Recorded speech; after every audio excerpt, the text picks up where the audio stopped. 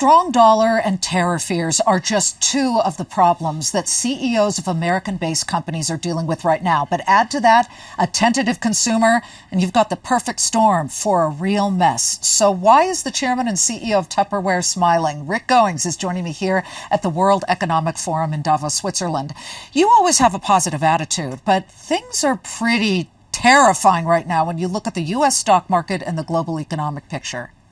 There's no question about it, and you feel the mood here. There's a lot of people who are really concerned, but the job of leadership is to give people some stability, a rudder. Never will forget a crisis in my life. I was not only running Tupperware, but Boys and Girls Clubs of America, and I was in Africa, and we had issues with Congress and in Washington, D.C., and I called Colin Powell, who had been on our board, and I said, General, I got to talk to you. And he said, Rick, fly back into Washington, sit down, let's have breakfast. And I never will forget, as I expounded the issues, he said, Rick, remember this quote. He said, beware of the vividness of transient impressions. And I've never forgotten that. Vivid, everything clear, transient, things are going to change. Impressions are not always reality. It passed. And after that, he said, Rick, welcome to my world. You get used to that and you steer through it. We've got a lot of things going on in the world, but there's a lot of good things going on out there, too. And I think we'll see the other side of this sooner rather than later. Okay. Well, typical television news people, we're always negative. I'm looking at what goes on in the Middle East, and we call it like we see it. You do a lot of business in the Middle East, and you have a lot of women who are working for Tupperware on the ground, selling your product. What is the situation like that for them at the moment? Well, even in the most critical areas of the world, Middle East, for example, after the revolution in Egypt, we were up 100% the next week. She's got kids. She's got to support her family. There's a base there. So you navigate through those situations and you work around the edges. If you steer to the crisis, you'll always have problems. On to the next crisis, China. Okay, so they're still growing at 6.9%. Are those fears overblown? You're doing what kind of business now in China? Double-digit growth. And I've got to tell you, I lived and worked in China. It's been 20-some years ago. Had a son born over there. China may come out with their report, and it's only in the sixes right now. But go back 10 years, 6% of what size economy? It is so much multiply bigger than it was. Still feels good to us. If I was selling high-ticket items, cars, I might be concerned. But on the ground, consumer, growing middle class, it's working for us. How's your business on the ground? You've got a lot of millennials now who have either never heard of the Tupperware brand or constantly call for takeout. Tell me about that world that you're harnessing at the moment.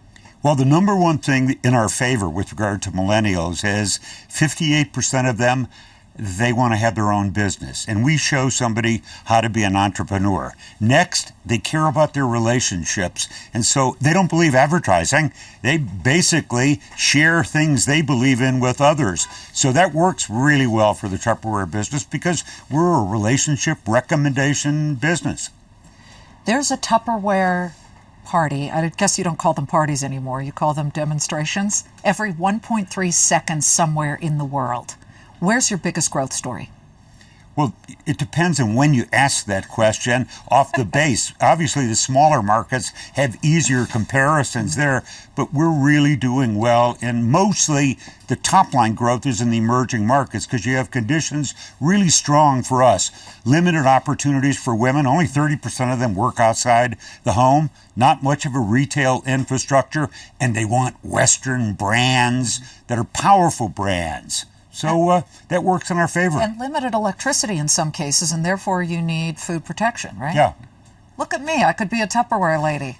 Yeah, you'd have to go in the kitchen first. Yeah, I know. Yeah. I resemble that remark, okay?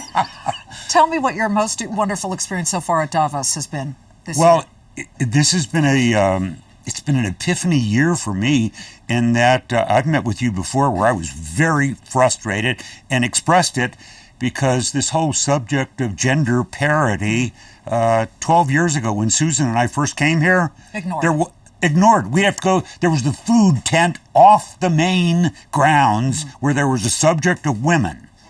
12 different events going on gender parity, and I was proud to be part of leadership of those. It's really being focused on, and the people who are attending are paying attention. They know it's the future of the world, empowering women. How long are you going to run this company? I mean, you've brought it to incredible heights. You still in the game? Still in the game, but my real focus is succession, and I'm really proud to say that we've got some dynamite people that are in the next couple of years. They're going to be ready. We haven't said when, but they're in the process. Been with us multiple years, but and from all over the world.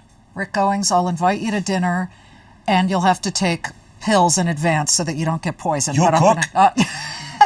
Let's not get hysterical. It's great to see you. Thank you so much. Good seeing you too.